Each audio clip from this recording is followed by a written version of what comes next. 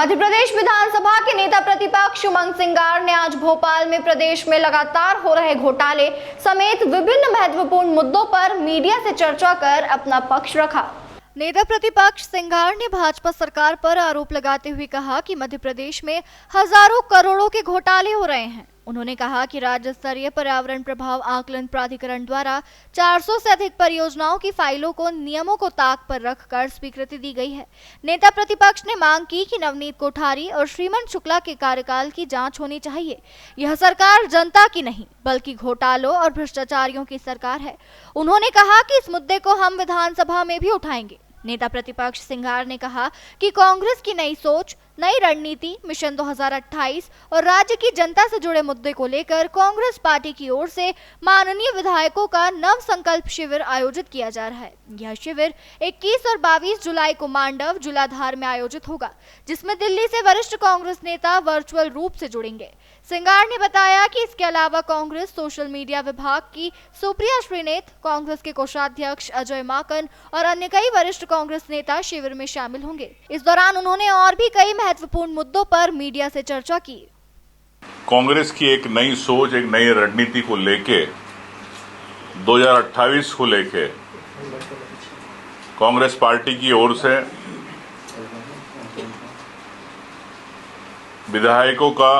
माननीय विधायकों का एक चिंतन शिविर, रणनीतिक शिविर 2028 के मिशन को लेके मांडव में, धार जिले में रखा है 21 और 22 तारीख को।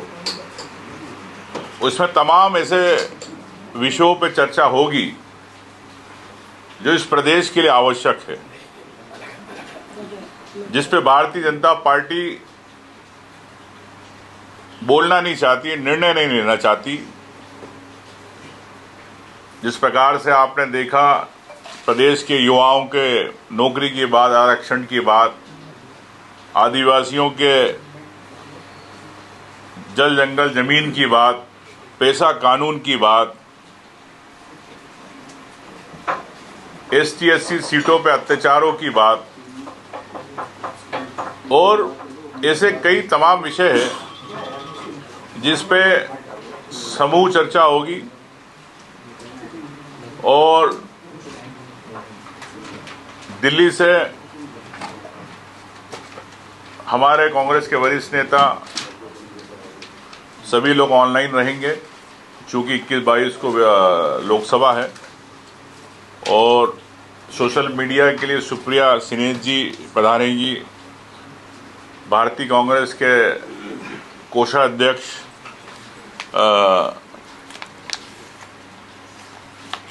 अजय माकन जी पधार रहे हैं। ऐसे कई हस्तियां हैं।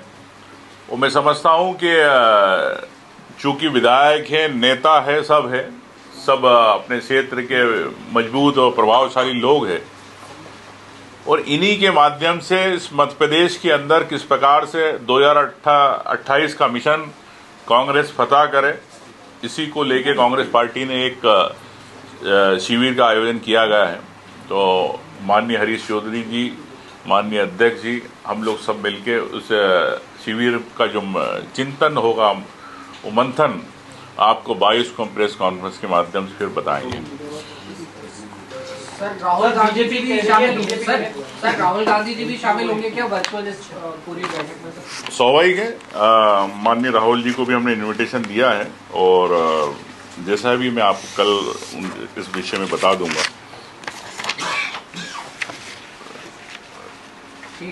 साथ में मैं माननीय मुख्यमंत्री जी का दौर चल रहा है यात्राओं का, विदेश यात्राओं का,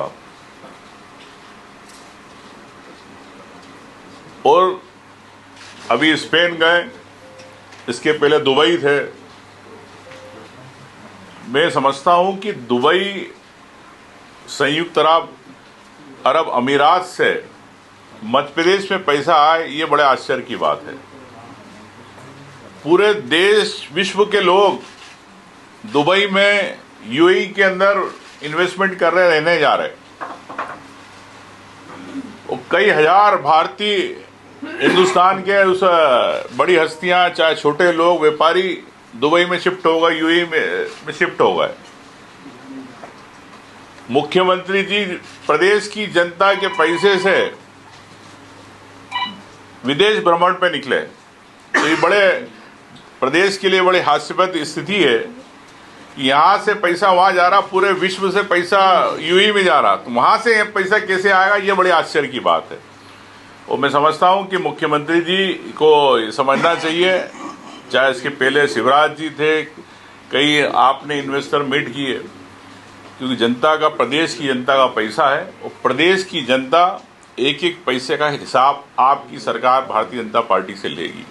और इसको हम आने वाले समय में विधानसभा में सत्र में भी इस बात को उठाएंगे कि जनता की इस गाड़ी कमाई का जिस प्रकार से अधिकारी घूम रहे हैं और जिस प्रकार से अपने परिवार को लेके शेयर कर रहे हैं, शेयर सपाटे कर रहे हैं विदेशों में, तो ये प्रदेश की जनता का पैसा है, एक आम जनता का पैसा जो टैक्स देती है, जो बिजली का बिल भरती, पानी का टैक्स देती है, प्रॉपर्टी का टैक्स देती है, और उनके पैसे से शेयर सपाटे हो रहे। ये अधिकार मध्य प्रदेश की जनता ने तो नहीं दिया था। निश्चित तौर से कांग्रेस पार्टी इसका विरोध करेगी। और कितना निवेश आया, मैं चाहूंगा कि भारतीय जनता पार्टी की सरकार प्रदेश को बताए।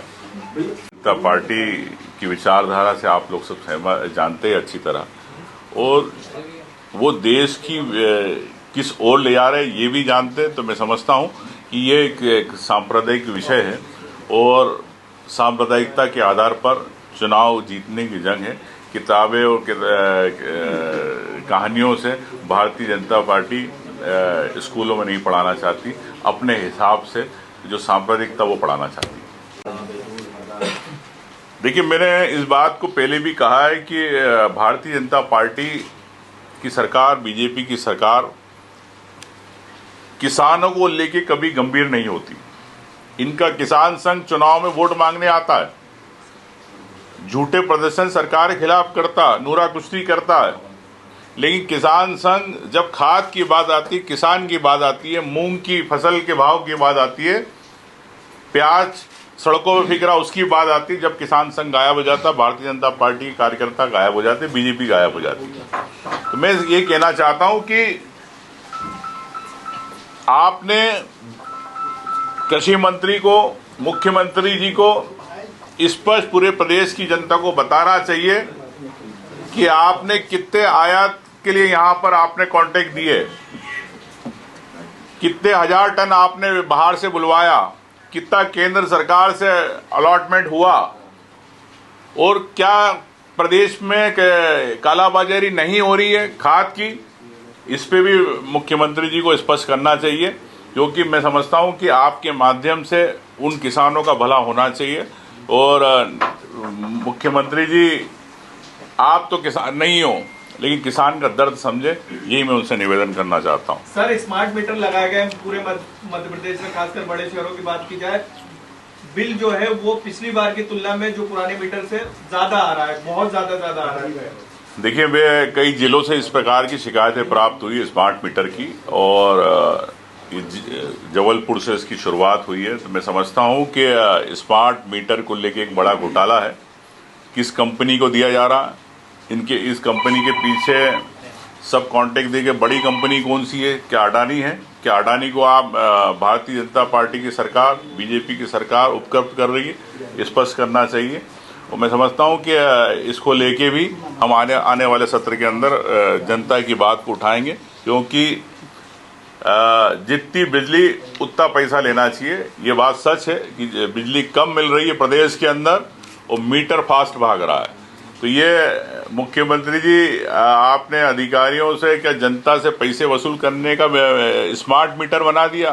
ये मीटर बिजली का मीटर है कि वसूली मीटर है, ये बताएं। सर, एक सवाल है कि पिछली सरकार ने हिंदी में MBBS पढ़ाई के लिए करोड़ों रुपए खर्चा किया था। गृह मंत्री जी ने आके शुरुआत की थी, लेकिन एक भी परीक्षार्थी पिछले इन सालों में हिंदी माध्यम न तो चुना न परीक्षा दी।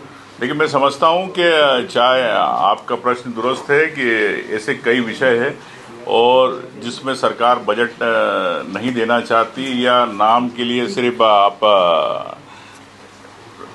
परीक्षाएं आयोजित करते हैं, वो परीक्षाएं नहीं हो पा रही है। तो ये और आपको बताना चाहूं कि नाम परिवर्तित बार बार किए जाते हैं स्कूलों के नाम। अभी मालूम पड़ा है कि सांदीपनि किया जा रहा है स्कूलों के नाम, तो लाखों करोड़ों रुपए खर्च किया जाता नाम बदलने में, जो पूरे रिकॉर्ड में खर्च होगा, यहाँ से लेकर स्कूल तक के रिकॉर्ड में सरकार तक, तो करोड़ों रुपए खर्च किए जा रहे हैं। क्यों किए जा रहे हैं?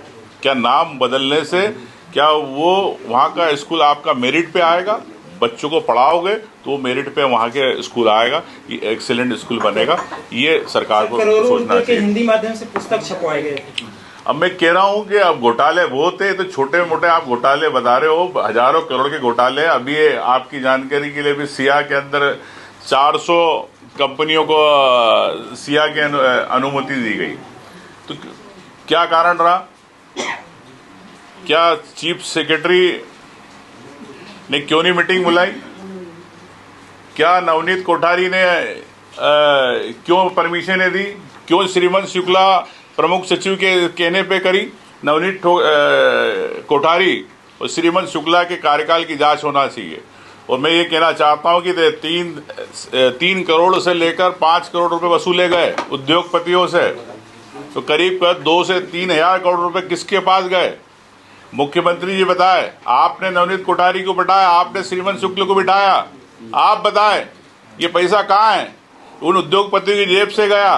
क्यों नहीं सिया की मीटिंग पिछले 4 महीने 6 महीने में नहीं हुई? तो ऐसे कई कारण है, तो इसको भी हम विधानसभा में उठाएंगे।